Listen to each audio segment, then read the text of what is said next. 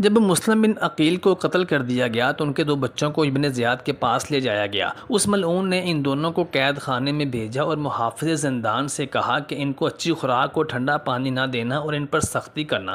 یہ دونوں بچے دن کو روزہ رکھتے اور رات کو 2 روٹیاں جو کی اور 1 کوزہ پانی ان کے لیے لایا جاتا تھا، یہاں تک کہ 1 سال گزر گیا۔ ایک دن ایک بھائی نے دوسرے سے کہا کہ اے بھائی، ایک مدت سے ہم اس زندان میں ہیں اور ہماری عمر ختم ہونے والی ہے، قریب ہے کہ ہماری زندگی اسی غم میں ختم ہو جائے، لہٰذا زندان کے نگران کو اپنے مقام اور حسب و نسب سے آگاہ کر دیں، جو قربت ہم رسول کریم سے رکھتے ہیں اس پر ظاہر کر دیں تو شاید اس کو ہمارے حال پر رحم آ جائے۔ لہٰذا جو وہ خوراک اور پانی کا کوزہ لایا تو چھوٹے نے کہا، اے شیخ، کیا تم محمد کو پہچانتا ہے؟ اس نے کہا، کیوں نہیں پہچانتا، وہ میرا پیغمبر ہے۔ کہا، جعفر ابن ابی طالب کو بھی پہچانتے ہو؟ اس نے کہا، کیوں نہیں پہچانتا، خدا نے ان کو 2 پر عطا کیے ہیں اور وہ جنت میں فرشتوں کے ساتھ جہاں چاہتے ہیں پرواز کرتے ہیں۔ کہا، علی ابن ابی طالب کو پہچانتے ہو؟ اس نے کہا، کیوں نہیں پہچانتا، وہ رسول کا چچا کا بیٹا اور میرے نبی کا بھائی ہے۔ بچوں نے کہا، اے شیخ، ہم تیرے نبی کے خاندان سے تعلق رکھتے ہیں، ان کی اطرت ہیں، مسلم بن عقیل کے بیٹے ہیں اور تیرے ہاتھوں اسیر ہوئے ہیں۔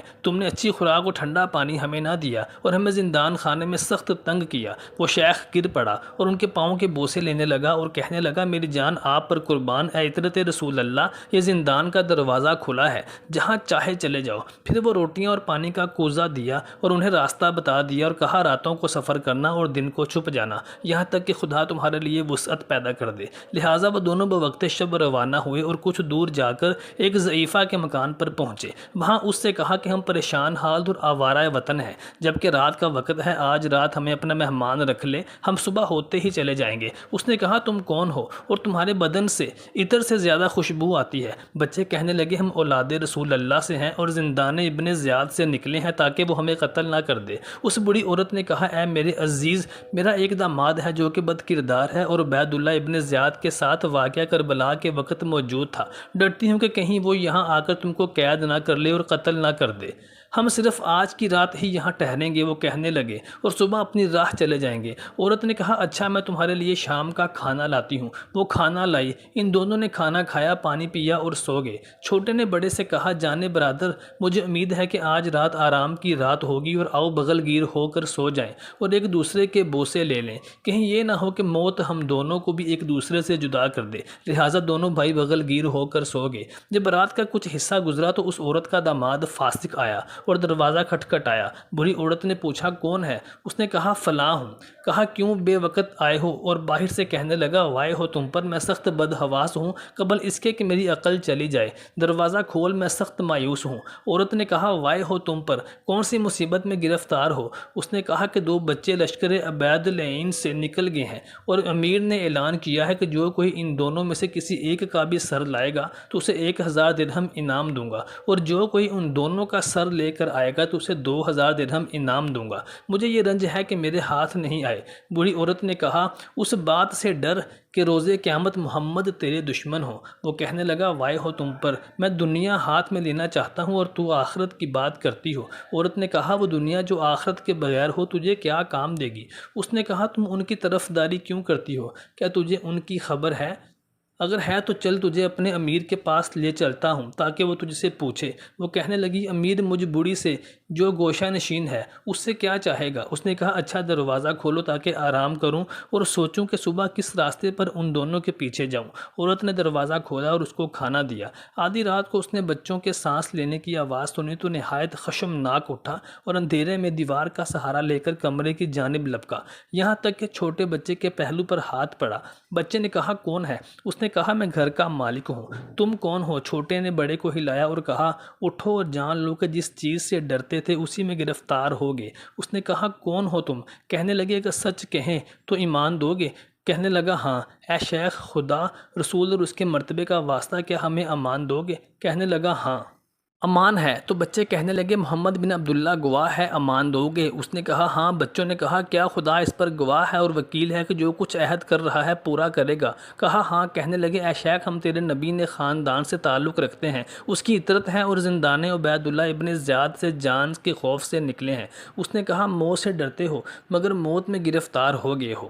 حمد اس خدا کے جس نے تم کو میرے قابو میں دیا۔ اور وہ اٹھا اور ان کو باندھ دیا۔ بچوں نے تمام شب بندھے ہوئے ہی گزاری۔ جب سفیدی ظاہر ہوئی تو اس نے ایک غلام کو جس کا نام خلیج تھا بلایا اور کہا کہ ان دونوں بچوں کو دریائے فرات کے کنارے لے جاؤ اور ان کی گردنیں کاٹ دو اور ان دونوں کے سروں کو میرے پاس لے آؤ۔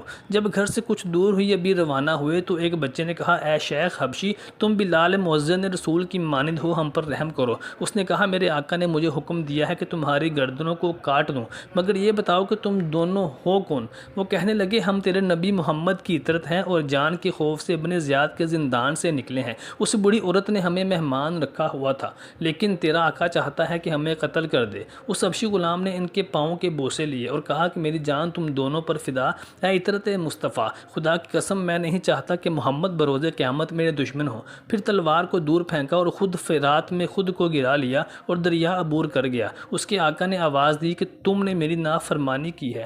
اس نے کہا، میں نے تیرا اس وقت فرما بردار ہونا قبول کیا تھا جب تک تم خدا کے فرما بردار ہو۔ اب جب کہ تم نے خدا کی نافرمانی کی ہے تو میں دنیا اور آخرت میں تجھ سے بیزار ہوں۔ پھر اس شقی نے اپنے بیٹے کو بلایا اور کہا کہ میں نے تیرے لیے حلال اور حرام کو جمع کیا ہے، میں چاہتا ہوں کہ انعام وصول کروں، تو ان دونوں بچوں کو فرات کے کنارے لے جا اور ان کی گردنوں کو کاٹ دے اور ان کے سر میرے پاس لے آ تاکہ میں عبید اللہ ابن زیاد کے پاس لے جاؤں اور 2000 درہم معاوضہ لے آؤں۔ اس نے تلوار لی اور بچوں کو لے کر چلا گیا۔ کچھ دور جا کر ان دونوں بچوں میں سے ایک نے کہا، اے جوان، میں تیرے دوزخ میں جانے سے خوف محسوس کرتا ہوں۔ اس جوان لڑکے نے کہا، اے عزیز، تم ہو کون؟ وہ کہنے لگے، ہم تیرے نبی کی اطرت ہیں اور تیرا باپ ہمیں قتل کر دینا چاہتا ہے۔ یہ سن کر اس ملعون کا بیٹا بھی ان دونوں کے قدموں میں گر پڑا اور ان کے بوسے لیے اور انہی الفاظ کو دہرایا جو کہ حبشی غلام نے دہرائے تھے، اور پھر تلوار کو دور پھینکا اور خود کو فرات میں گرا کر چھلانگ لگا دی۔ اس کے باپ نے آواز دی کہ تو میری نافرمانی کر رہا ہے۔ اس نے کہا، خدا کا حکم تیرے حکم پر مقدم ہے۔ اس شکی نے کہا، اب سوائے میرے کوئی دوسرا ان کو قتل نہ کرے گا، لہٰذا تلوار نکال لی اور ان کو آگے کیا اور فرات کے کنارے تلوار نیام سے نکالی۔ جب بچوں کی نظر تلوار پر پڑی تو رونے لگے اور کہنے لگے، اے شیخ، ہمیں بازار میں فروخت کر دے اور روز قیامت محمد کی دشمنی کو اپنے سر نہ لے۔ اس نے کہا، میں تمہارے سر کو ابن زیاد کے پاس لے جاؤں گا اور معاوضہ یعنی انعام حاصل کروں گا۔ بچے کہنے لگے، تو ہمارا رشتہ رسول کا بھی احترام نہیں کرتا۔ اس نے کہا، تمہارا رسول اللہ کے ساتھ کوئی رشتہ واسطہ نہیں ہے۔ کہنے لگے، اے شیخ، تو ہم کو عبید اللہ ابن زیاد کے پاس لے جا تاکہ وہ خود ہمارے بارے میں کوئی حکم دے۔ کہا، میں تمہارے خون کے بدلے اس کا تقرب حاصل کرنا چاہتا ہوں۔ بچے کہنے لگے، اے شیخ، کیا تجھے ہمارے کمسن ہونے پر بھی رحم نہیں آتا؟ اس نے کہا، خدا نے میرے دل میں رحم پیدا ہی نہیں کیا۔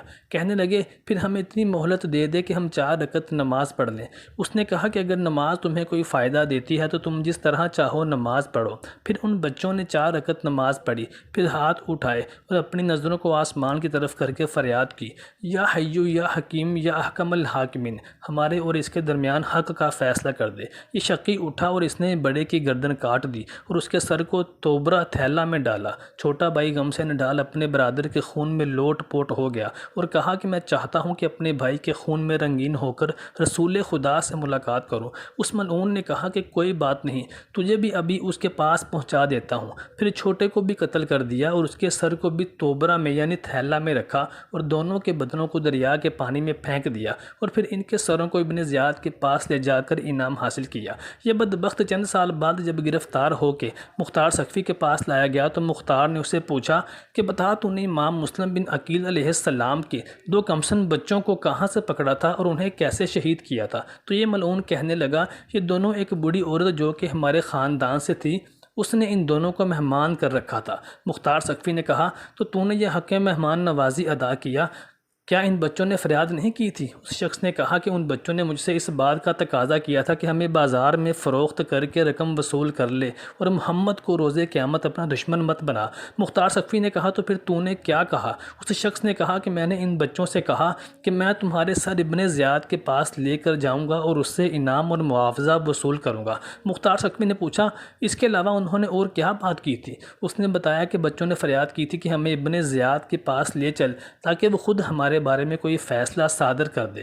اس نے بتایا کہ جب میں انہیں قتل کرنے لگا تو انہوں نے کہا کہ اے شیخ، کیا تجھے رسول خدا سے شرم نہیں آتی؟ کیا تو ہمیں بچہ سمجھ کر بھی رحم نہیں کرنا چاہتا؟ کیا تو ہمیں تھوڑی سی مہلت دے گا کہ ہم نماز پڑھ لیں؟ یہ سن کر میں نے ان بچوں سے کہا کہ اگر تمہیں نماز کوئی فائدہ پہنچا سکتی ہے تو پڑھ لو۔ لہٰذا انہوں نے 4 رکعت نماز پڑھی اور نماز کے بعد ہاتھ اٹھا کر اس طرح سے دعا مانگی، یا حیو یا حکیم یا احکم الحاکمین، تو ہمارے اور اس کے درمیان فیصلہ کر دے۔ اس کے بعد میں نے ان دونوں کو قتل کر دیا۔ مختار سقفی نے سنا تو کہا کہ خدا نے تیرے اور ان کے درمیان فیصلہ کر دیا، اور پھر حکم دیا کہ کون ہے جو اسے ٹھکانے لگائے۔ ایک شامی اٹھا، مختار سقفی نے اسے کہا کہ اس کو وہیں لے جا کر قتل کر جہاں اس نے ان بچوں کو قتل کیا تھا، مگر اس کا خون ان کے خون سے نہ ملنے پائے۔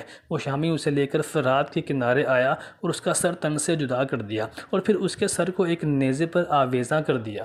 لوگ اس کے سر کو دیکھتے تھے اور حقارت سے، عبرت سے ڈھیلے اور پتھر مارتے تھے کہ اس نے ذریت رسول صلی اللہ علیہ وآلہ وسلم کو شہید کیا۔ اللہ تبارک و تعالیٰ سے دعا ہے کہ اللہ تبارک و تعالیٰ ہمیں نبی صلی اللہ علیہ وآلہ وسلم کی آل اولاد سے، ان کی اہل بیت سے سچا عشق نصیب فرمائے، آمین۔